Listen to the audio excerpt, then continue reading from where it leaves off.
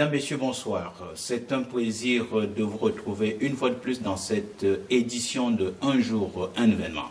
Le Cameroun se porte mal pour les opposants. Il se porte un peu très bien pour le parti au pouvoir. Mais il se trouve que les Camerounais n'arrivent toujours pas encore à trouver le bout du tunnel. Comment est-ce qu'ils vont arriver à cela? Un citoyen, un Camerounais, a cru devoir créer un mouvement, à savoir 11 millions de Camerounais, 11 millions d'inscrits, 11 millions de votants, appelez-le comme vous voulez, en tout cas 11 millions qui s'est transformé en un autre mouvement, à savoir 11 millions, c'est toujours le chiffre 11. Il aura le temps de nous expliquer tout à l'heure s'il s'agit de 11 millions d'inscrits, 11 millions de votants ou 11 millions de Camerounais. Nous avons pris la peine de l'inviter parce que nous avons constaté qu'il a non seulement touché la base des Camerounais au niveau des 10 régions du Cameroun, mais également qu'il a fait le tour en Europe et qu'il a même fait un autre tour aux États-Unis. Alors, nous voulons bien savoir d'où lui viennent tous ces moyens, d'un, et de deux, qui nous donne un peu son avis sur les grands problèmes que rencontre le Cameroun aujourd'hui.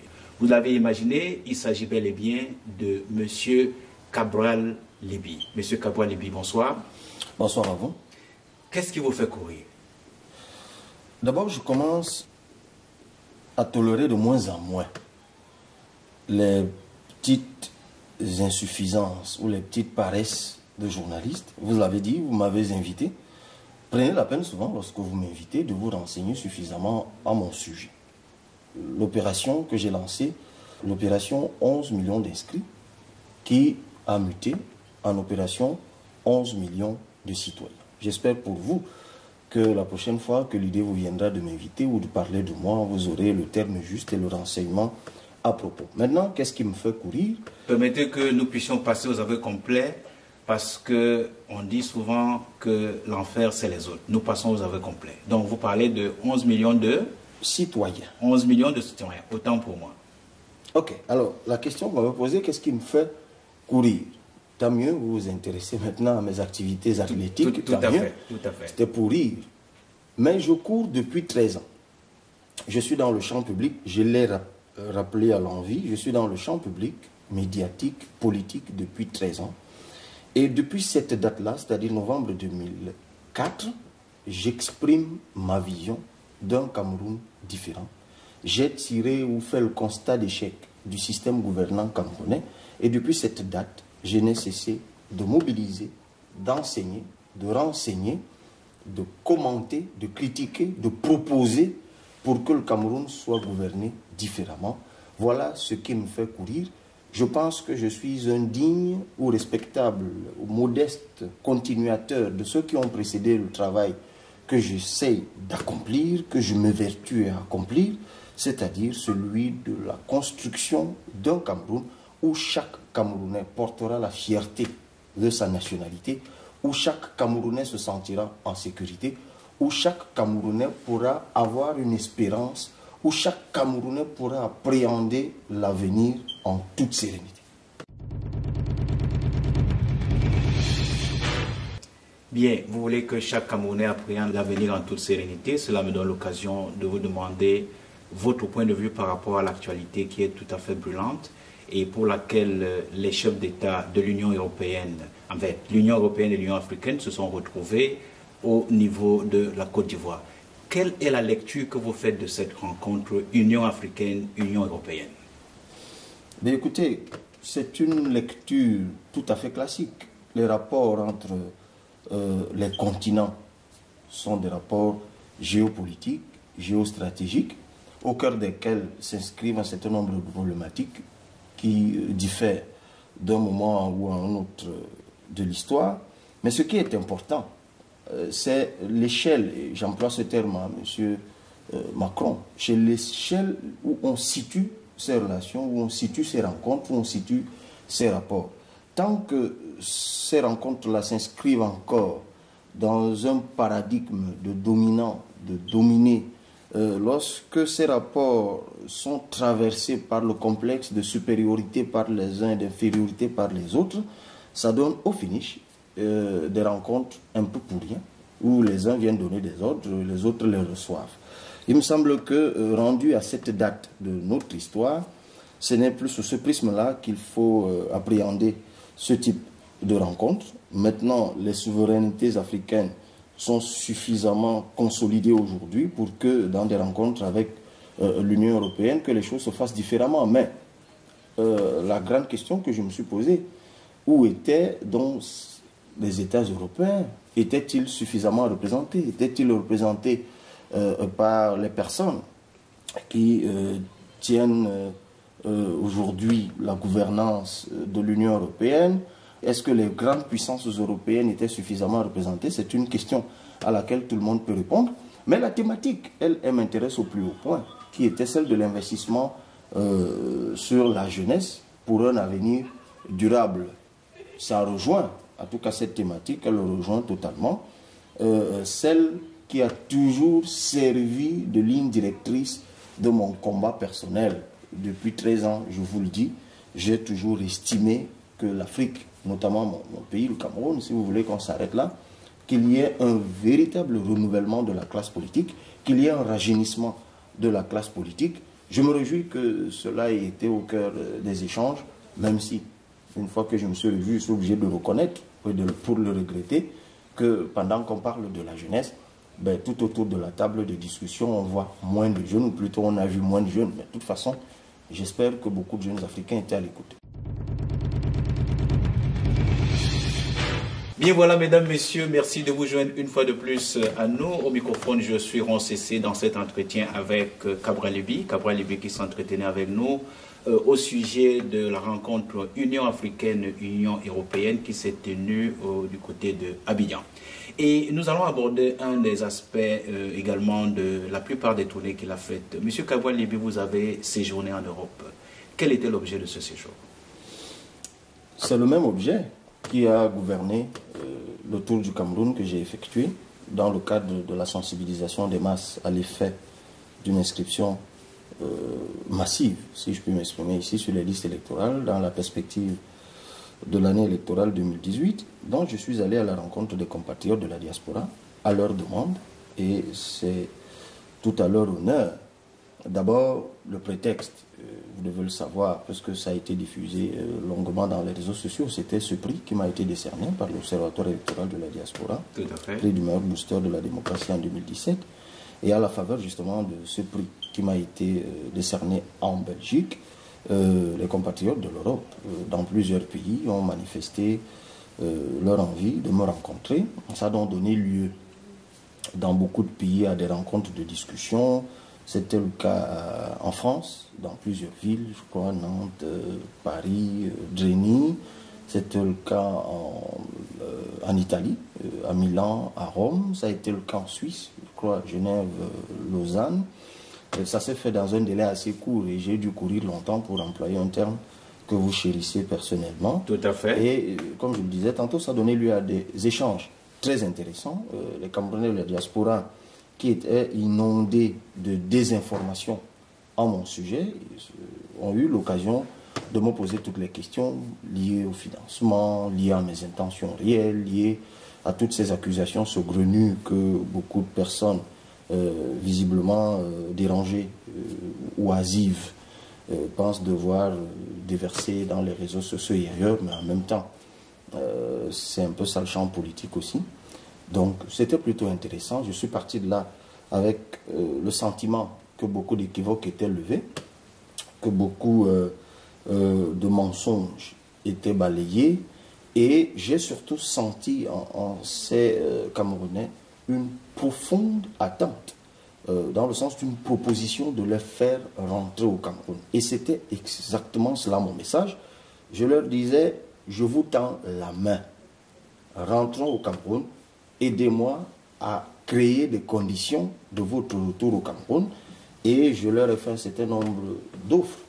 Donc, comme demandait mon avis sur le code de la nationalité de 68, d'aucuns me demandaient, ou d'autres, comment je comptais capitaliser la ressource humaine de la diaspora. Et je ne manquais pas de faire la comparaison avec l'Éthiopie, un pays d'Afrique qui, comme tout le monde, du moins ceux qui veulent s'y intéresser, ils doivent savoir que c'est un pays qui doit aujourd'hui son relèvement économique en grande partie grâce à sa diaspora. Et Dieu sait que la diaspora camerounaise, elle est compétente, elle est talentueuse dans bien de domaines. Elle se fait remarquer partout dans le monde. Dans un précédent voyage avant l'Europe que j'avais effectué aux États-Unis, qui avait fait beaucoup parler, je m'en étais rendu compte. En Europe, c'est le même sentiment que j'ai eu. Et vous ne pouvez pas vous l'imaginer. Il fallait voir ces jeunes qui se sont mobilisés pour mon déplacement. Il fallait voir ces jeunes qui, pour certains, vous savez, en Europe, les moyens de communication, c'est différent de l'Afrique. Mais il y en a qui parcouraient quand même 3 heures, 4 heures de train. Il y en a qui prenaient carrément l'avion. Venant à ces rencontres de discussion, c'était très intéressant. J'ai vu les Camerounais qui ont très envie, qui s'intéressent à leur pays, qui ont très envie de se mettre au service de leur pays, qui, la mort dans l'âme, vivent à des milliers de kilomètres parce que contraints, pour une raison ou pour une autre, de s'en aller. Et on voit parfois les conséquences que cela produit avec l'actualité libyenne dont on a beaucoup parlé, dont on parle encore. Et je me suis engagé à tenir le contrat que nous nous sommes fixés. Bien voilà, vous vous êtes engagé à tenir le contrat que vous êtes fixé. Vous avez fait cas de ceux des Camerounais que l'on a pu retrouver en Libye. Les CNN a énormément fait écho de cela. Et on se rend sans doute compte que ces Camerounais sont à la recherche du travail. Comment feriez-vous pour garantir l'emploi aux Camerounais qui, je le vois, et tout le monde le réclame à corps et à cri, de pouvoir trouver des conditions de travail au niveau du Cameroun? Comment est-ce que vous allez effectivement le faire? Alors, cette question qui est très intéressante traduit l'état d'esprit des Camerounais. Nous brûlons toujours les étapes, nous avons vite un besoin. Vous me posez la question de comment je compte créer de l'emploi au Cameroun. Vous posez là la question à quelqu'un qui est ou qui a déjà annoncé sa candidature à une élection présidentielle. Peut-être que ce moment viendra et de toute façon, j'ai annoncé un projet de société sur lequel je suis en train de travailler, sur lequel nous sommes en train de travailler, parce qu'à la faveur d'abord de la visite aux États-Unis, puis de celle en Europe et dans d'autres pays d'Afrique, dont on parle peu, parce qu'on ne dit pas suffisamment qu'après l'Europe, je suis allé au Sénégal, on ne dit pas suffisamment qu'avant d'aller en Europe, j'étais déjà allé au Nigeria, au Ghana, au Kenya, toujours au Sénégal, pour rencontrer, enfin, je l'ai déjà dit, pour rencontrer des Camerounais, oui. Et j'ai rencontré beaucoup d'expertise dans plein de domaines, et qui sont en train de contribuer à l'élaboration de ce projet de société que je veux inclusif. Et c'est peut-être encore l'occasion de lancer un appel à l'endroit des Camerounais de tout âge, de tout bord, où qu'ils se trouvent dans le monde. Nous sommes réceptifs à toutes les propositions parce que nous voulons, dans la perspective de l'année 2018, proposer un projet de société qui pourrait d'ailleurs être récupéré par n'importe quel homme politique. C'est peut-être de l'altruisme politique, appeler ça comme ça, mais nous voulons notre projet de société inclusive. Mais de toute façon, je vous dirai tout à l'heure, l'idée que nous commençons à nous faire dans ce sens-là. Mais avant ça, il faut donc que nous puissions arriver au pouvoir, M. Etamé. Et pour arriver au pouvoir, si jamais c'est le cas, quand je dis nous, ça pourrait être moi ou un autre. Je me suis déjà prononcé sur la question de l'élection, sur les primaires et autres. Mais il faut déjà que les gens s'inscrivent sur les listes électorales. Il faut que les gens s'engagent. Il faut que les gens se mobilisent. Si vous ne votez pas, si vous ne vous impliquez pas préalablement, comment allez-vous donner la chance à un autre projet de société d'être implémenté? Donc la question, elle est là. Je veux bien qu'on s'étende sur le projet de société, mais je trouve quand même étonnant que la condition, l'une des conditions pour s'inscrire, ce soit que quelqu'un vous dise ce qu'il compte faire s'il est élu, alors qu'on ne parle pas encore de candidature ou d'élection. Oui, mais Cabral, permettez-moi de vous interrompre, tout à fait. Parce que, vous le savez tout comme moi, le travail est loin de nous 3 grands mots. L'ennui, le vice et le besoin. Ceux des Camerounais et des Camerounaises qui sont retrouvés en Libye, c'est parce que ces Camerounais recherchaient quelque chose, le travail. Et parce que ces Camerounais s'ennuyaient, et c'est à cause de cela que ces Camerounais se retrouvent aujourd'hui dans tout ce qu'on peut imaginer comme vice et comme déviance dans la société. Alors, ces Camerounais que vous appelez à s'inscrire massivement, quelles sont les garanties que vous leur donnez en disant vous allez pouvoir défendre leur vote le moment venu? Comment ça va se passer pratiquement? Parce que j'imagine que le Camerounais qui se trouve en Guelmeduka, ou celui qui se trouve à Kolofat, ou celui qui se trouve à Guidère, ou dans l'Ombé et dans la Damawa, voudrait bien savoir qu'est-ce que Cabral Libri, devenu président, m'apportera. Qu'est-ce que vous lui répondez? Qu'est-ce que vous lui dites? Peut-être avant de parler de la défense du vote, c'est bien cela votre question. Tout à fait. Il faut effectivement dire un mot sur l'emploi. Je vous l'ai dit tout à l'heure, je vous ai promis tout à l'heure d'y revenir. Ne serait-ce que la philosophie de l'emploi. Quand on dit trouver de l'emploi, il y a au moins, en théorie, 3 types d'emplois. Ou si vous voulez, 3 types d'employeurs. Il y a l'État, qui est une personne morale de droit public, qui emploie. Il y a dans le privé des personnes morales de droit privé, c'est-à-dire des entreprises privées qui emploient. Et puis, évidemment, il y a de l'auto-emploi, sauf que ça se mue également en entreprise privée. L'État ne peut pas employer tout le monde, c'est évident, c'est un truisme. Mais l'État peut déjà régler un certain nombre de problèmes en rationalisant ses dépenses. Donc l'État pourrait employer davantage en rationalisant ses dépenses. Parce que dans des secteurs tels que la médecine, tels que l'enseignement, il en faut. La justice, on est en déficit de personnel dans la plupart des secteurs d'emploi de l'État. Je n'ose même pas parler alors du volet technique, ingénierie. Ça, c'est quelque chose d'important. Donc, vous l'avez compris, lorsque vous voulez régler le problème de l'emploi, vous devez régler même d'ailleurs en amont la question de la formation. Parce que l'État ne pouvant pas employer tout le monde, il faut donc donner la possibilité au privé d'employer davantage de personnes. Cela passe par un certain nombre de formulations, par un certain nombre de propositions, par un certain nombre d'actions qui ont trait à la fiscalité, qui ont trait, je viens de parler de la fiscalité de l'impôt et tout le reste, et puis les conditions globales même de l'exercice de l'activité privée, la question de la corruption. Je vous renvoie à toutes ces rencontres qu'il y a chaque année entre le secteur privé ou le secteur des affaires au Cameroun et l'État, et qui, chaque année, en tout cas, c'est tous les 2 ans, je crois qu'ils se rencontrent avec le Premier ministère, où ils font savoir un certain nombre d'hypothèques qu'il faut absolument lever. On commencerait par là, mais il faut évidemment encourager l'auto-emploi par le financement des PME. On est dans un pays où le génie foisonne.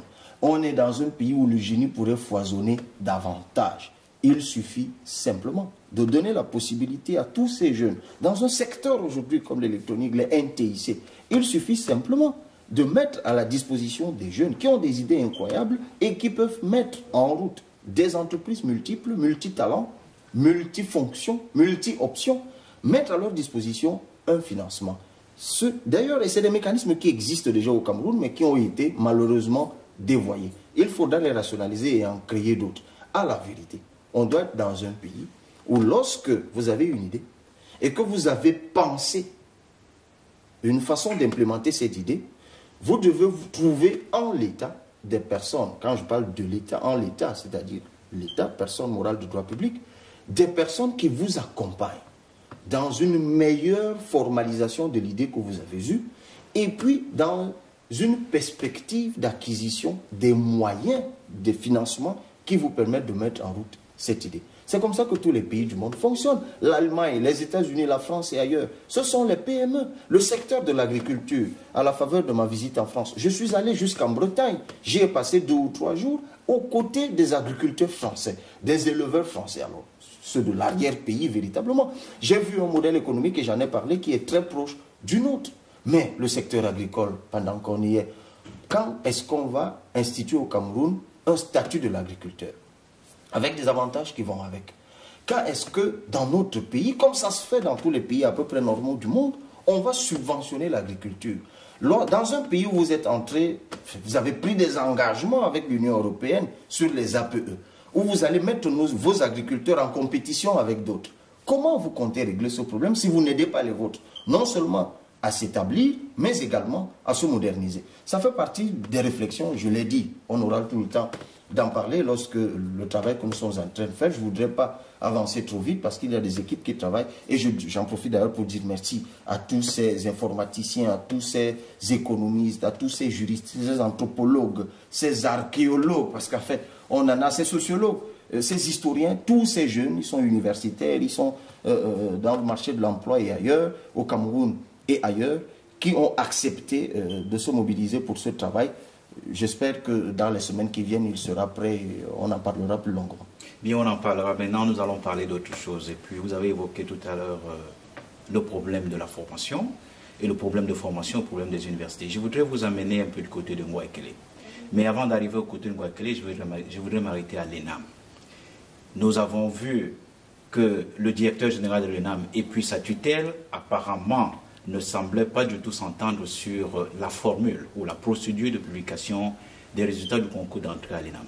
En tant qu'homme politique, quelle est la lecture que vous faites de ce micmac? C'est l'incurie.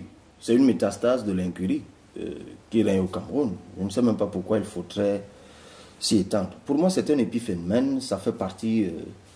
je ne sais même pas comment je devrais appeler. Je voudrais rester poli. Le Cameroun, ce n'est pas ça qui doit nous intéresser aujourd'hui. Vous savez, on est aujourd'hui dans un pays où tout le temps il faut qu'on vous serve comme ça une boule puante. Vous commencez à en parler à longueur de journée et puis finalement on trouve la solution et puis on continue. Moi, je ne me laisse plus distraire par ce que j'appelle les métastases de l'incurie. Vraiment, je ne m'y intéresse plus. L'ENAM, c'est un établissement qu'il faut réformer. Je crois que dans un pays comme le nôtre, soit on maintient l'ENAM et on révise la philosophie qui gouverne cet établissement qui est devenu le lieu de perpétuation d'une élite défaillante. Mais je crois qu'il faut réformer le secteur éducatif. Je crois que l'État aujourd'hui, il peut former ses administratifs dans les universités, tout simplement. Donc, il faut professionnaliser les universités pour que les produits sortis des universités puissent être employés par l'État, que ce soit dans l'administration, que ce soit dans la finance. Je ne sais même plus qui je suivais récemment qui s'étonnait de ce qu'on forme dans une seule école, et les magistrats, et les administrateurs, et les inspecteurs des impôts, et tout le reste. Et puis finalement, ça fait un petit conglomérat de petits réseaux. Vous arrivez dans une localité où vous trouvez le sous-préfet, le préfet sont sortis de la même promotion, et puis le régisseur des impôts du coin, ainsi de suite. Ça fait des petits trios, que sais-je encore. Non, il faudrait qu'on sorte de là. Le Cameroun est ailleurs. Vous savez, si on pense au notre Cameroun, ce n'est pas à partir de l'ENAM qu'on pense au notre Cameroun. Si on pense au notre Cameroun, l'ENAM fait partie des détails qu'on va régler très rapidement. Ce n'est pas l'ENAM qui va relever le taux de croissance. Ce n'est pas l'ENAM qui va générer des richesses au Cameroun. Ce n'est pas l'ENAM qui va construire des industries. Ce n'est pas l'ENAM qui va donner de l'emploi aux Camerounais. Ce n'est pas l'ENAM qui va construire des hôpitaux. Ce n'est pas l'ENAM qui va les équiper. Ce n'est pas l'ENAM qui va faire un système éducatif. C'est un détail.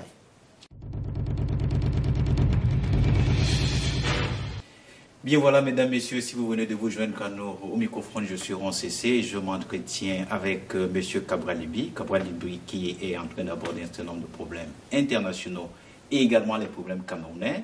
Maintenant, je voudrais que nous puissions aborder un autre aspect qui est excessivement important, à savoir l'aspect du problème anglophone. Cabral Libby, la crise anglophone perdure. Et les députés disent que, les députés SDF, autant pour moi, disent qu'ils ne vont pas arrêter ce mouvement tant qu'ils n'ont pas de solution. Quel regard portez-vous sur cet état de choses? Vous dites la crise anglophone s'éternise. Vous savez, il est dans un pays des moments où on est obligé de dépasser des clivages. Le problème, ou la crise anglophone, comme vous l'appelez, est un problème national. C'est une crise d'identité, une crise d'appartenance. Aujourd'hui, c'est peut-être les anglophones. Demain, ce seront des francophones ou une partie de francophones, comme c'est le cas avec les anglophones, parce que ce ne sont pas tous les anglophones qui sont au devant de cette crise. Mais quel que soit le bord par lequel on appréhende cette crise, on est tous indignés, on est tous meurtris, parce qu'il y a près d'une dizaine de Camerounais qui ont déjà laissé leur vie. Et c'est inadmissible. D'aucuns, parce qu'ils revendiquaient des droits qu'ils jugeaient légitimes, d'autres, parce qu'ils faisaient simplement leur travail, parce qu'ils sont militaires, gendarmes ou policiers. L'incurie des autres, les négligences des autres, les attentismes des uns ne doivent en aucun cas entraîner la mort des autres. Et moi, je voudrais m'arrêter un instant et inviter tous ceux qui parlent de cette affaire, tous ceux qui regardent cet entretien, à s'arrêter un moment, à s'incliner devant la mémoire de ces Camerounais, morts sur le champ du combat, certes interne, mais c'est un champ de combat. Je voudrais adresser aux familles éplorées de toutes parts mes condoléances les plus sincères. Et leur faire, je ne sais pas si c'est une promesse, mais leur dire, si ça peut les rassurer, que moi je serai toujours du côté de ceux qui veulent trouver une solution définitive à cette crise. Nous l'avons formulée, nous, une proposition, que d'autres formulent les leurs, mais aucune proposition tenant au radicalisme, tenant au blocage, tenant au mépris de l'autre ne saurait être de mise. Il faut que nous nous asseyions, que nous nous en débattons, ouvrons enfin le débat sur la forme de l'État. Il me semble pour moi que c'est un début de solution viable. Bien voilà, Cabral Libye, nous vous remercions. Il me semble que vous vouliez que nous puissions, dans cette émission, observer une minute de silence à la mémoire de ces Camerounais qui sont partis. Ce sont des cerveaux, des intelligences que le Cameroun a perdues. Il me semble que c'était l'une des demandes que vous avez évoquées pendant que j'étais en train d'apprêter cette émission. Donc je suis tout à fait disposé avec l'équipe technique quand vous allez donner le signal pour que nous puissions observer cette minute de silence telle que vous l'avez souhaité. Ben, j'en donne le signal maintenant. Nous observons donc cette minute de silence.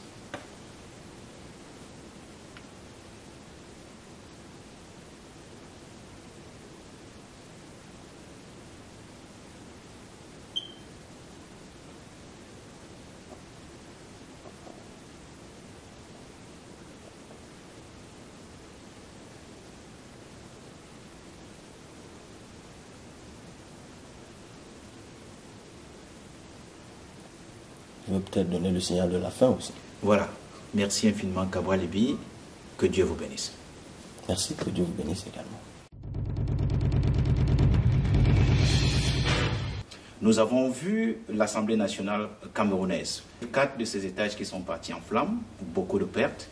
Et quelques instants après, nous avons vu que les députés, pour bien les nommer, les députés SDF, n'arrivaient pas à faire inscrire sur le programme de l'ordre du jour l'examen du problème anglophone. Ce qui a amené toutes sortes de ce que les uns et les autres appellent un tohu-bohu. Les autres disent qu'ils criaient AU et Adia pour se faire entendre. Au point qu'on a entendu un certain nombre de chansons pour lesquelles certains Camerounais n'étaient pas du tout habitués.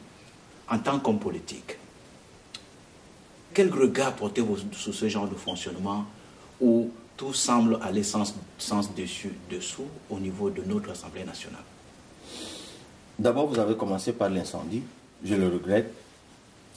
Ça arrive pas seulement au Cameroun, c'est arrivé dans d'autres pays, mais c'est vrai qu'au Cameroun, depuis quelques années, c'est récurrent. Quand c'est pas l'immeuble du délégué du gouvernement, en fait, les locaux de la communauté urbaine, je ne sais plus, à Douala, c'est ceci, c'est un ministère, le ministère de la Santé et ailleurs.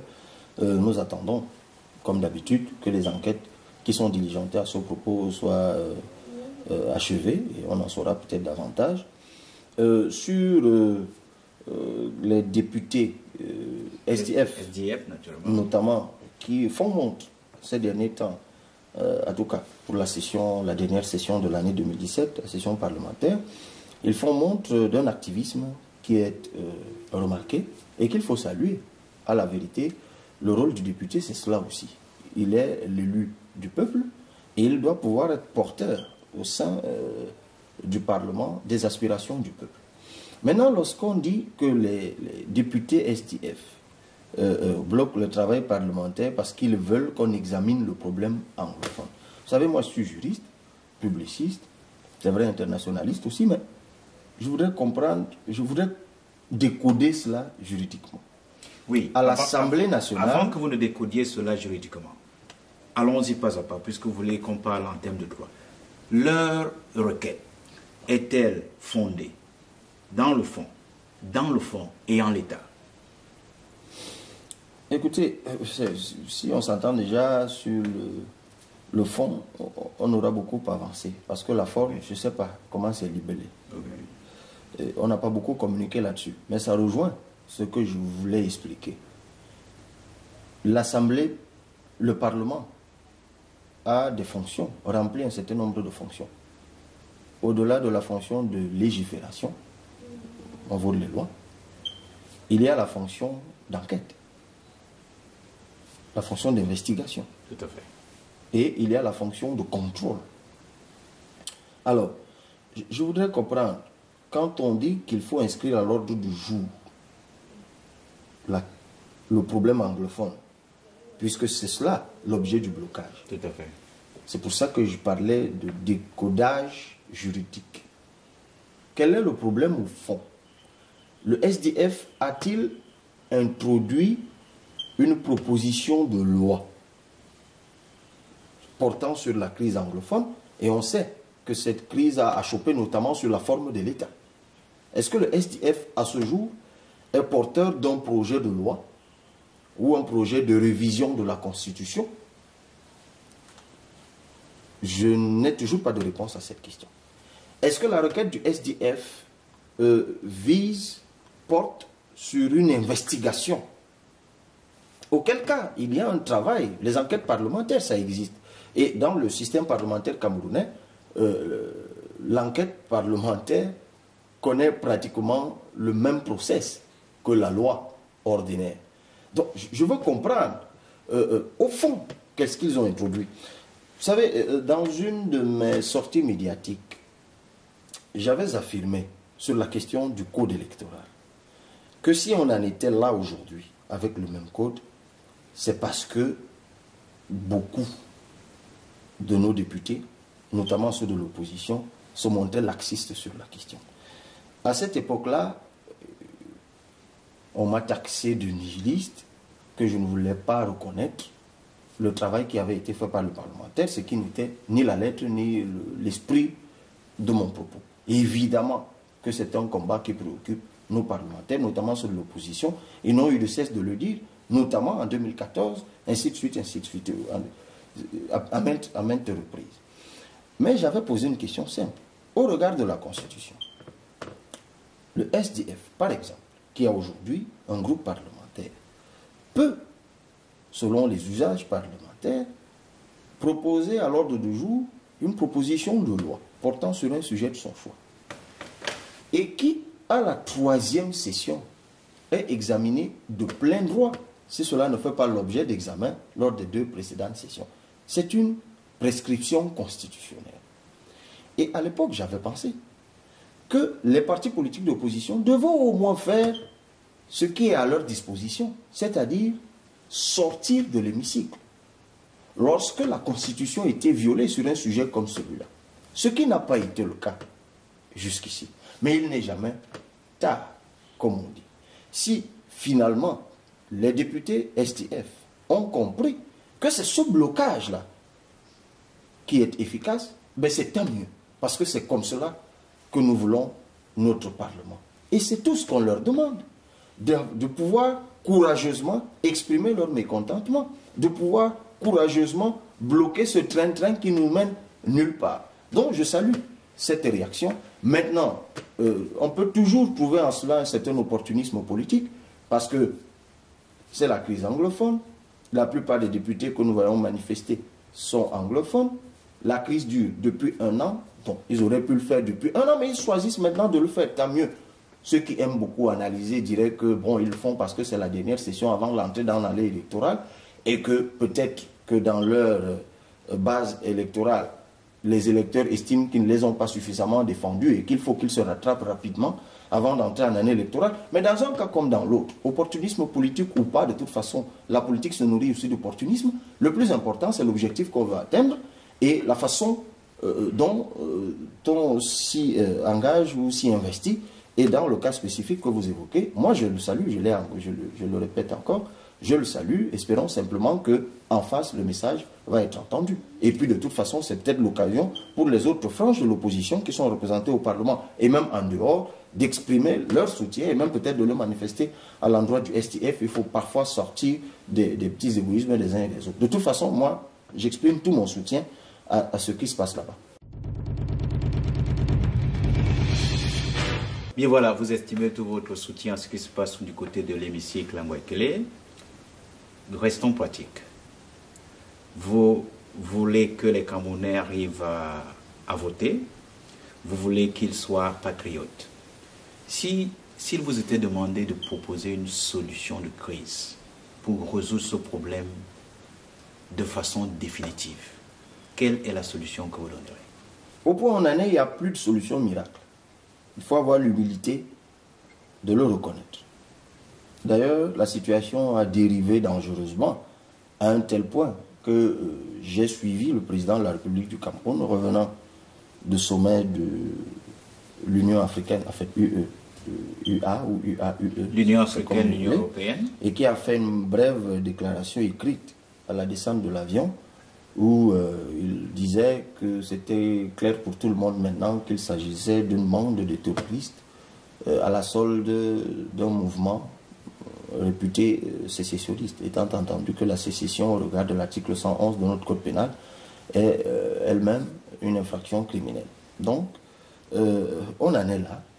Des gens en meurent davantage, parce que les gens sont déjà morts par le passé. Mais là, il y a des embuscades, il y a des attaques qui s'assimilent effectivement à du terrorisme. Donc, les frustrations se sont tellement exacerbées que désormais, les revendicateurs emploient des méthodes aux conséquences, pour certaines irréversibles. Donc, la solution, de mon point de vue, demeure la même que j'ai toujours proposée, le débat sur la forme de l'État. Il y a un certain nombre d'erreurs qui ont été commises. Les tenants sciés de l'État ne veulent pas reconnaître leurs erreurs. Les mêmes qui, il y a un an, traitaient cette crise avec hauteur, mépris, ils se sont tus entre-temps.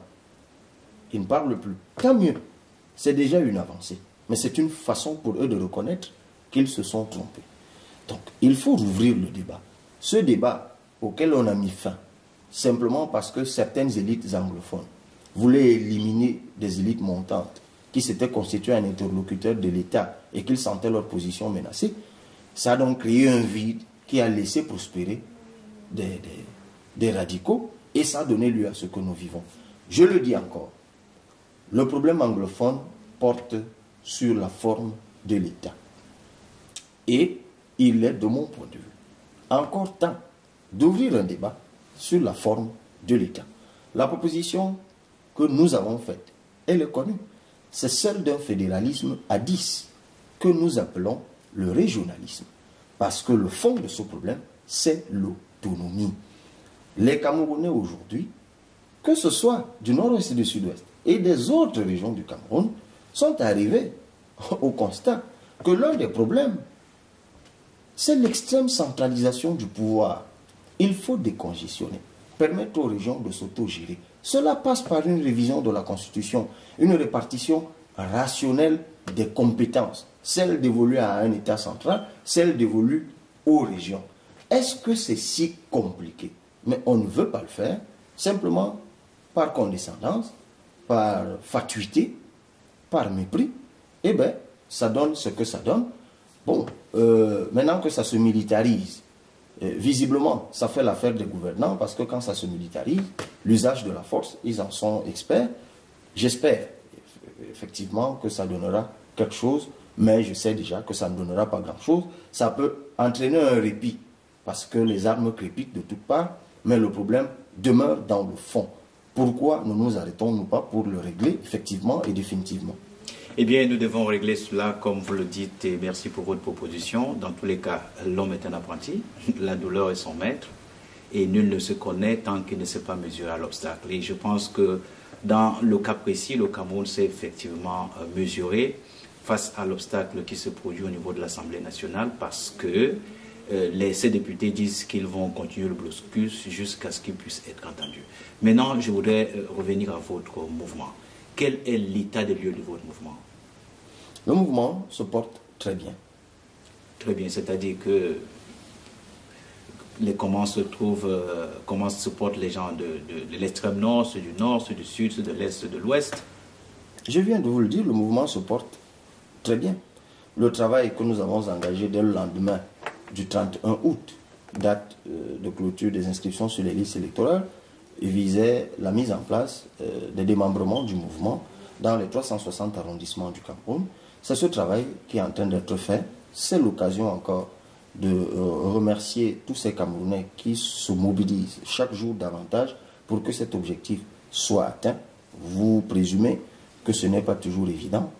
C'est coûteux en temps et en logistique, mais les Camerounais se mobilisent et je vois beaucoup de jeunes qui ont capté le message et qui font ce travail-là. Nous avançons allègrement et nous sommes confiants.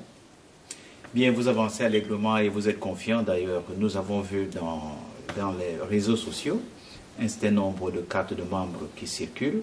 Est-ce que vous pouvez nous expliquer, donner quelques explications sur ces cartes de membres? Ben, déjà, les explications et la présentation des cartes, c'est fait dans un site internet, www.11millioncitizens, 11 en chiffre.com, donc www.11millioncitizens.com. Vous rentrez dans ce site, c'est très bien fait, ça a été fait et gratuitement par des jeunes informaticiens camerounais. C'est très bien expliqué, c'est simple. Le mouvement doit pouvoir compter sur ses membres. Donc, il est logique de pouvoir les identifier. Et ce qui a été imaginé par les membres du mouvement, c'est la création d'une carte. Évidemment, c'est plutôt novateur. Il s'agit de ces 3 cartes-ci. C'est en 3 catégories. Oui. Il y a la carte blanche, il y a la carte gold et la carte platinum, qui obéissent pour chacune des cartes à 3 niveaux de coût. Vous allez dans le site et vous verrez les différents coûts. Mais il ne s'agit pas d'une stratification. La stratification des coûts n'entraîne pas la stratification sociale. Il s'agit simplement d'une modulation de la contribution. En fait, les cartes, elles servent dans un premier temps, et c'est évident pour tout le monde, à identifier les membres du mouvement 11 millions de citoyens. Mais ça permet également, chaque fois que vous avez acquis une de ces cartes, vous ne payez pas seulement les frais de votre adhésion au mouvement, mais également vous contribuez au travail qui est fait par le mouvement. Nous avons l'humilité de reconnaître que nous avons engagé un travail qui est coûteux. Et moi, à titre personnel, initiateur de ce mouvement, de cette action, je n'ai pas les moyens de le faire. Je l'ai déjà dit, je suis salarié de l'État et j'ai déjà donné dans un média international mon salaire. C'est 217 000 francs. Non, ça me suffit à peine pour pouvoir vivre décemment. Convertissez ça en euros et en dollars, vous vous rendrez compte à quel point c'est insignifiant. Ça ne me permet donc pas de faire ce travail. Et moi, je n'ai pas un passé de ministre. Je n'ai pas fait 9 ans ou 10 ans au gouvernement. Je n'ai pas été ou 30 ans ou 20 ans comme c'est le cas de certains. J'ai pas, parce que je ne dis pas que lorsqu'on a été au gouvernement, ça veut dire qu'on s'y est enrichi. Mais bon, chacun peut apprécier comme il veut. Je ne suis pas un homme d'affaires. Je n'ai pas un compte je ne sais quoi. Je n'ai que le courage de mes idées. Et c'est ça qui touche heureusement certains Camerounais. Et ayant été transparent à ce niveau, ceux qui ont adhéré aux idées que j'ai suggérées ont proposé également d'y contribuer d'une façon ou d'une autre. Et moi, je ne voudrais pas qu'on le fasse sous forme de don à ma personne. Le mouvement a été structuré aujourd'hui. J'en suis le coordonnateur, il y a un secrétaire national, il y a les responsables des différents pôles, dont le pôle logistique, M. Onana, dont le nom figure d'ailleurs sur cette carte. Et les modalités de paiement sont également déclinées dans le site internet. Ceux qui sont à l'étranger peuvent souscrire par la modalité PayPal ou PayPal, comme on dit, ou Credit Card. Et au niveau du Cameroun, où le système informatique électronique n'est pas encore à ce niveau-là, il y a les démembrements locaux qui sont organisés pour que ceux qui veulent y adhérer puissent trouver au niveau du démembrement d'arrondissement ou de département ou de région un interlocuteur, une personne qui puisse vous montrer le processus. Et puis de toute façon, les contacts figurent dans le site internet, les contacts des personnes qu'on peut saisir. Donc je rappelle encore que moi, à titre personnel, je ne suis pas au cœur de tout cela. C'est organisé et structuré. Et puis de toute façon, c'est fait tel que chaque mois, tous ceux qui ont acquis leur carte recevront un mail pour ceux qui ont un mail ou un SMS pour ceux qui nous auront donné leur contact pour les renseigner sur l'état d'usage de leur contribution. Comme je l'ai dit encore, plus de la moitié, parce qu'il faut de toute façon que les dépenses. Vous avez vu le type de carte? Tout à fait. Ce sont des cartes. Ce sont des cartes PVC, comme on dit. Je comprends que parce que c'est novateur et que c'est nouveau pour un mouvement, ce sont des cartes PVC. Et d'ailleurs, peut-être l'idée qu'il y a aussi derrière, lorsque nous en discutions, lorsque en assemblée on a décidé ce type de carte, c'était de démystifier aussi un peu la carte. Vous savez, on est dans un pays où la carte est encore un mystère. La carte bancaire, c'est carrément un luxe au Cameroun. D'ailleurs, la carte d'identité, on en est à un point aujourd'hui. Vous allez payer, on vous établit une carte d'identité, on vous donne un récépissé et vous recevez la carte 3 mois, 6 mois, parfois 9 mois, pour ne pas dire jamais plus tard. Alors que cette carte, vous souscrivez selon les indications que nous avons données, vous la recevez selon que vous êtes au Cameroun ou à l'étranger dans un délai de 5 à 10 jours. C'est une façon de dire aux Camerounais, la carte, c'est possible. Mais l'objectif principal pour nous, je vous l'ai dit, c'est de permettre aux Camerounais qui n'ont eu de cesse de nous dire, nous voulons contribuer à ce mouvement, nous voulons chacun à notre niveau participer à l'implémentation de la feuille de route que vous avez arrêtée. Eh bien, nous y avons réfléchi et on a trouvé un début de proposition. Je dis bien un début de proposition parce qu'il y a d'autres modalités qui vont arriver. Donc, les membres, ceux qui ont toujours voulu participer, ils savent maintenant comment le faire. Eh bien, mesdames, messieurs, cette carte est fortement sécurisée. Je ne sais pas du tout comment la décrire, mais au regard de la carte, il y a non seulement le drapeau du Cameroun, mais il y a également le website. Il y a déjà le logo, il faut bien préciser. Et ce logo encore, que beaucoup, il faut savoir comment il est venu. Ce logo qui est le monument de la réunification en vert ou jaune, c'est pour ça que vous avez évoqué le drapeau. Oui. Il y a eu une sorte de concours qui a été lancé par le mouvement. Plusieurs jeunes ont proposé et autres infographes ont proposé des logos. C'était un concours et puis il y a un jury qui a tablé là-dessus et qui a retenu celui-là qui heureusement fait pratiquement l'unanimité et tant mieux. Mais voilà, nous avons constaté également que le website a été fait par Fiango. Fiango, c'est du côté du sud-ouest, là. Comment vous avez fait pour choisir? Écoutez, on va pas commenter là-dessus, je vous l'ai dit. Ce sont les membres du mouvement qui travaillent là-dessus. Donc, ils proposent leur aide, leur contribution, leur participation, et ça donne le travail que vous avez. Et ce n'est qu'un début d'ailleurs. Elle est fortement sécurisée. Vous n'avez pas l'impression que les gens peuvent tricher votre idée, copier votre idée pour innover aussi de cette façon-ci? Est-ce que vous êtes sûr que vous avez des droits d'auteur là-dessus, sur cette invention, cette création? Mais écoutez, si d'autres associations veulent instituer la carte, nous sommes même prêts à les y accompagner. Ah, vous êtes prêts à accompagner les autres partis qui aimeraient avoir des cartes de ce genre, vous êtes prêts à les accompagner? Oui, parce que nous pensons que c'est important de pouvoir dénombrer les citoyens qui s'engagent. Ah ben voilà. À propos d'accompagner et tout, est-ce que vous êtes disposé à avoir un débat avec n'importe quel responsable de parti politique au Cameroun sur votre projet de société, sur la vision que vous avez du Cameroun et sur les perspectives que vous envisagez par rapport au Cameroun? Est-ce que vous êtes disposé pour ce genre de débat? Mais vous enfoncez, et vous le savez très bien, une porte ouverte. Je l'ai toujours dit, M. Itame. Je suis prêt à discuter avec tout le monde. D'abord, je l'ai toujours fait. Kadra Libye, c'est bien aujourd'hui, je suis devenu, pour certains la cible, mais heureusement aussi l'incarnation de quelque chose de nouveau. Mais pendant au moins 10 ans, moi j'ai été au service de tout le monde. Il n'y a pas une association politique ou civile qui ait sollicité mes services à Yaoundé ou ailleurs, à qui j'ai opposé une fin de non-recevoir. Toujours, je m'y suis rendu. Je vous l'ai dit, ça fait 13 ans que je pense que le président Biya ne doit plus être président.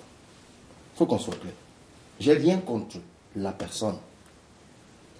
Mon problème à moi, c'est que le Cameroun, pour lequel il y en a qui ont donné leur vie, ce Cameroun que Dieu a gratifié, je parle de ceux qui croient en Dieu, de richesses, de toutes sortes, du sol, du sous-sol, ce pays qui a eu la grâce d'avoir des enfants talentueux, compétents, je l'ai dit en début d'entretien, qui font leurs preuves partout dans le monde, même là où vous ne soupçonnez pas.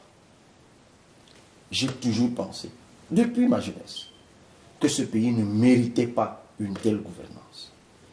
Mais je continue à travailler d'année en année, d'élection en élection, aux côtés de ceux qui partagent le même objectif pour moi, celui de construction d'un Cameroun différent, meilleur, où tout le monde trouve sa place, où même tous les pays de la sous-région pourraient trouver leur place. Je suis prêt à travailler aux côtés des autres. Et sur la question, je vous vois venir, des élections. Le mouvement 11 millions de citoyens, je vous l'ai déjà dit, ira à toutes les élections, aux côtés de ceux qui accepteront que nous cheminions ensemble. Sera rendu public une plateforme que le mouvement 11 millions d'inscrits a noué avec un parti politique avec lequel nous discutons. Cette plateforme restera ouverte à d'autres partis politiques, à d'autres organisations politiques ou de la société civile, pour qu'ensemble nous puissions discuter. Je vous l'ai dit tout à l'heure, sur le projet de société que le mouvement va publier, nous travaillons avec des personnes de tous bords. Je reste ouvert, moi en tant que Cabral Libye, dans la perspective de l'élection présidentielle, pour que vous ne posiez plus la question. Je l'ai déjà dit à tous ceux qui m'ont demandé est-ce que je serai candidat. Je leur ai dit, en tant que citoyen âgé de 37 ans, sans casier judiciaire, jouissant de tous mes droits, ben, je me réserve le droit d'être candidat à l'élection présidentielle. Un point, un trait. Mais j'aimerais le faire dans le cadre des primaires. Et je suis même déterminé à le faire dans le cadre des primaires. Parce que le paysage politique camerounais est effectivement composé de personnalités politiques, chacune se prétendant le plus beau, le plus populaire, le plus intelligent. Mais donnons la possibilité au peuple de se prononcer, qu'ils se choisissent le candidat qu'ils trouvent le plus à même d'affronter le tout-puissant candidat sortant qu'est le président Biya. Mais pourquoi c'est si difficile? Tout le monde veut être devant et les autres derrière lui. Laissons le peuple choisir. Moi, je suis prêt à aller à ces primaires aux côtés de tous les grands noms de l'opposition. John Frundi, Bello Bouba, Maurice Kamto, Adamou Damdjea. Moi, je reconnais même que je suis le petit pousset, le tout dernier, et tout ce qu'on veut, celui qui ne peut rien gagner, celui qui n'a pas les moyens de faire de la politique, qui n'a pas d'expérience, qui n'a pas d'argent, et qui n'est tout... Enfin, j'ai lu tout ce qu'on veut. Mais alors, faites-vous au moins accompagner par moi dans les primaires et laissez le peuple me confirmer cette place que vous me donnez et donner la possibilité au peuple de conforter celle que vous prétendez avoir. Donc, moi, je suis prêt, même dans le cadre des débats, d'idées. Je vous l'ai dit, je suis à la tête d'un mouvement qui a son faisceau d'idées à proposer dans 11 axes. Notre projet de société aura 11 axes sur lesquels nous sommes en train de travailler, sur le numérique, sur la politique, sur l'économie, sur la sécurité, sur la forme de l'État, sur l'emploi, sur la santé, la sécurité alimentaire et tout ce que vous voulez. Nous travaillons là-dessus. Et nous voulons mettre nos idées en concurrence avec d'autres idées. C'est ça la démocratie. C'est tout ce que nous demandons, M. Etamin. Nous ne nous préoccupons pas d'être premier ou dernier à une élection tant que c'est le peuple qui décide. Bien, Cabral Libye, vous avez dit qu'on dit tout de vous. Le président Ahidjo disait qu'il est le père de la nation. Le président Paul Biya disait qu'il est celui par qui le changement est arrivé. Qui dites-vous que vous êtes? Je suis simplement Cabral Libye. Vous êtes tout simplement Cabral Libye. Simplement Cabral Libye, modestement Cabral Libye, l'humble citoyen qui, à un moment, a décidé de faire quelque chose. Aussi simple que ça. Ce qui arrivera de moi, ce qui arrivera par moi, c'est ce que le peuple aura décidé. Je ne suis pas un homme providentiel comme Ahidjo. Je le reconnais humblement. Je ne suis pas un homme providentiel comme Paul Biya. Je le reconnais humblement.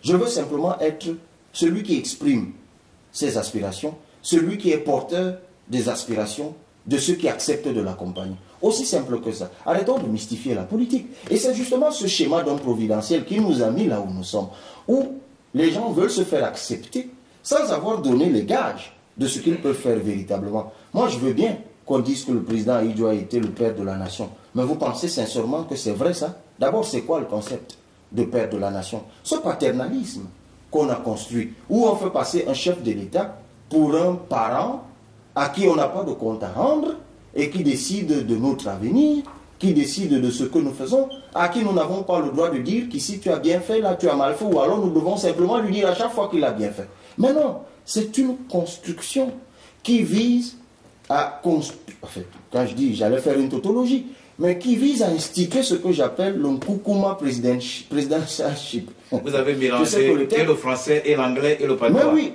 Nkoukouma presidentialship. Je vous le conseille parce que nous sommes bantous. C'est en réalité la présidence cheval, où on construit la présidence féodale. Quand le président a parlé, il n'y a plus rien à dire. Un chef d'État se lève un matin et il vous dit, il n'y a plus de débat sur la forme de l'État. Le débat est clos. Même si nous enseignons à nos étudiants dans les universités qu'il y a un État unitaire, un État fédéral, ou si vous voulez un État simple, un État composé. Mais parce qu'un président a décidé, lui, d'anesthésier le droit qu'on apprend dans les universités un matin, on vous dit le père de la nation a parlé. Un président décide de ne rien faire, et puis subitement, il vous dit que désormais, il envoie des militaires. On vous dit non, le père de la nation a parlé, vous n'avez pas... Et surtout quand vous avez 37 ans, quand vous osez dire, mais non, ne courbez pas les chines devant ce paternalisme dévoyé. On vous dit, mais tiens, d'où vous vient ce toupet, vous qui n'avez que 37 ans, d'oser dire à quelqu'un qui a 50 ans de plus que vous, sur cette terre, qu'il a mal fait ou qu'il ne devrait pas faire. Je continue à avoir un chef de l'État, dans un pays réputé démocratique, un homme qui a un projet de société, qui est élu par un peuple, qui a des comptes à lui demander et qui lui-même a des comptes à rendre. Et nous allons en 2018, je dis aux Camerounais que M. Paul Biya, lui aussi, vient dans l'arène politique, défendre son bilan, propose des idées. Moi, je voudrais faire un débat avec le président Biya. Vous êtes prêt pour un débat avec le président Paul Biya? Mais vous voulez que je le répète? Naturellement. Je suis même prêt pour un débat à 4, à 5, à 6, à 7, à 10 avec le président Biya. Bien voilà, mesdames, messieurs, nous avons le plaisir de parler avec Abraham Ibri. Nous sommes entretenus à bâton rompu sur les problèmes internationaux, sur les problèmes nationaux, sur les problèmes de parti, sur la forme de l'État. Et c'est avec grand plaisir que nous avons eu l'honneur et le privilège de l'avoir avec nous. Monsieur Kaboualibi, quelle est la question que nous n'avons pas posée? Écoutez, je ne réfléchis pas aux questions qu'on doit me poser. Je réfléchis au quotidien, aux solutions qu'il faut proposer. Eh bien, j'ai une question à vous poser. Depuis très longtemps, on ne vous voit pas, on ne vous entend pas, on ne vous sent pas dans les médias. Où est-ce que vous vous cachez, que je parle comme un Camerounais? Très longtemps, c'est un adverbe assez aggravant. Je ne sais pas quelle est votre formule de mesure du temps. Mais c'est vrai que depuis la tournée européenne, que je ne me suis pas exprimé publiquement ou dans les médias, mais c'est pour une raison toute simple. Avec mon équipe, nous travaillons. Il y a un temps pour tout, il y a un temps pour parler, un temps pour travailler. Dès le 2 janvier 2018, les inscriptions vont reprendre dans les listes électorales ou sur les listes, comme vous voulez. Nous devons travailler à mettre en place notre mouvement dans les 360 arrondissements. Nous voulons non seulement amener les Camerounais à s'inscrire massivement sur les listes électorales pour que nous puissions atteindre le chiffre de 11 millions, mais également nous voulons susciter des candidatures. Il faut des membres 11 millions à la tête des mairies. Nous voulons occuper au moins la moitié du Parlement à la prochaine élection, aux prochaines élections législatives. Nous voulons pouvoir, si Dieu le veut, être même à Etoudi, par ma personne ou par personne d'autre. Nous travaillons à cela. C'est un travail fastidieux. C'est vrai. Lorsqu'on est plongé là-dedans, on a véritablement plus du temps pour parler tout le temps. Je le reconnais, mais je comprends également ceux de mes compatriotes qui veulent continuer à m'écouter, comme c'était le cas de façon récurrente jusqu'à un passé plutôt récent. Je reviens vers eux. C'est déjà le cas si j'ai accepté cet entretien avec vous. C'est vrai, vous avez beaucoup insisté, mais En même temps, j'ai bien senti la nécessité, peut-être de donner aussi mon avis sur un certain nombre de sujets. D'ailleurs, il y en a d'autres qu'on n'a pas évoqués. Mais une fois qu'on a achevé cet entretien, M. Itamé, je repars au boulot. Je sais que la tâche est difficile. Je sais même que l'avenir de ceux qui s'engagent dans ce que j'ai choisi de faire, je sais à quel point l'avenir est périlleux. Je sais que tout peut m'arriver. Mais j'ai déjà fait un choix. Advienne que pourra. Je continuerai à travailler sans relâche, à réfléchir de jour comme de nuit au message que je dois adresser à mes compatriotes. Je me battrai jusqu'à ma dernière goutte de sueur, jusqu'à mon dernier souffle, M. Itamé, pour que ce pays soit différent. Je l'ai dit, je le répète, je suis continuateur de ceux qui se sont battus jusqu'à y laisser leur vie pour un Cameroun différent. S'il fallait que ma vie s'arrête à 37 ans, c'est Dieu qui décide. Mais je vous le dis, M. Itamé, tant qu'il se trouvera un Camerounais, 2, 3, qui me diront, Cabral, ensemble, battons-nous. On se battra en 2018, en 2019, en 2020, tant que Dieu nous donnera la vie, pour qu'un jour, nos enfants, les enfants de nos enfants, soient fiers de nous avoir eu comme ascendants.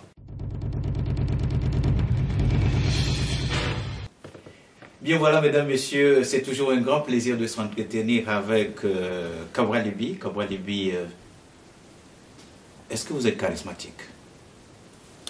Ça fait partie des grâces divines. Et comme toute grâce divine, c'est celui qui écoute et qui observe qui est mieux placé pour apprécier. La politique... Alors je vous pose la question. Est-ce que vous me trouvez charismatique? La politique... Vous voyez à quel point c'est parfois difficile de répondre, même pour un journaliste. Je vais y arriver. La politique, c'est l'art de gérer la cité. Et pour gérer la cité, on utilise les moyens qui existent. Est-ce que vous pensez que vous pouvez faire la politique sans vous salir la main? Oui, on peut faire la politique sans se salir les mains et j'en apporterai la preuve. Eh bien, si vous faites la politique sans vous salir les mains, je vais répondre à votre question. Par la foi, vous vaincrez. Si ça veut dire que je suis charismatique, merci. C'est une façon de vous dire que par la foi, vous vaincrez, selon qu'il est écrit dans le livre de Hébreux. La foi, c'est une ferme assurance des choses qu'on espère. Vous espérez bien vaincre, et une démonstration de celle qu'on ne voit pas. On ne voit pas encore comment cela va se présenter. Mesdames, Messieurs, c'est un grand plaisir de vous avoir ce soir. Vous étiez dans Un jour, un événement. Au microphone, je suis Ronce. J'ai eu le plaisir d'avoir avec moi Cabral Libby. Bien voilà, Cabral Libby, merci beaucoup. Merci à vous également. Et à la prochaine.